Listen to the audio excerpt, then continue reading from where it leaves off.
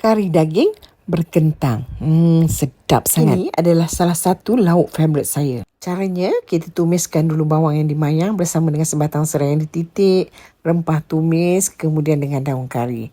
Biarkan sehingga agak layu, kita letakkan bahan-bahan kisar pula. Tumiskan bahan-bahan kisar ni sehingga pecah minyak. Untuk elakkan rempah kari kita ni hangus, kita letakkan sedikit air. Letakkan garam sebut perasa dan juga kita kacaukan dia sehingga kita punya bahan-bahan ni tadi cukup masak dan pecah minyak. Kita masukkan kentang, kacaukan rata, dan saya masukkan juga daging yang saya dah rebus empuk, kemudian saya potong nipis. Sebab saya nak jimatkan masa, jadi saya rebus awal-awal siap. Senang, cepat sikit kerja.